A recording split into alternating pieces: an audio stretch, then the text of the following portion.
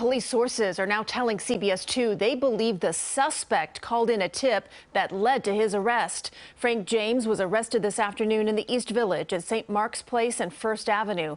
He stayed silent as officers escorted him out of the 9th precinct to be taken into federal custody.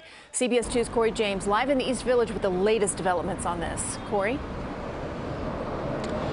And Christine, people in New York City certainly breathing a sigh of relief now that police believe they have the man responsible for that subway shooting in Sunset Park, Brooklyn. But the big question for a lot of folks here in the East Village is how long was that alleged gunman here and where exactly was he? Oh, really? You could see the look of shock on Will Wiseman's face after we told him the alleged Sunset Park, Brooklyn subway shooter was arrested hours earlier at St. Mark's Place and First Avenue in the East Village, a sidewalk Wiseman was standing on Wednesday night. I had no idea they had apprehended him, so that's good news. Cell phone video shows a crowd gathering as 62-year-old Frank James was taken into custody. Witnesses watching nearby. He grabbed him and he just put his head down. He was quiet. I didn't see him carrying anything because his hands were handcuffed.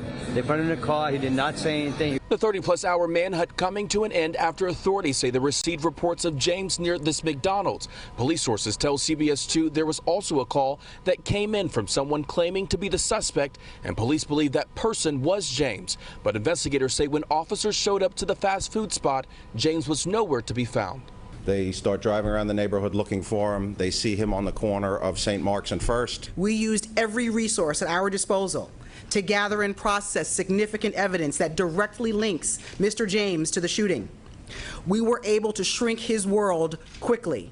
And making the world for New Yorkers feel a lot safer, especially people in this neighborhood who had no idea the mass shooter was roaming their streets as some of them walked around. I heard that, I'm just like, yeah, that made me nervous. It really did. And police say James had a backpack with him when he was arrested. They say inside that bag were no weapons. We're live in the East Village. Cory James, CBS 2 News. All right, Cory, thank you.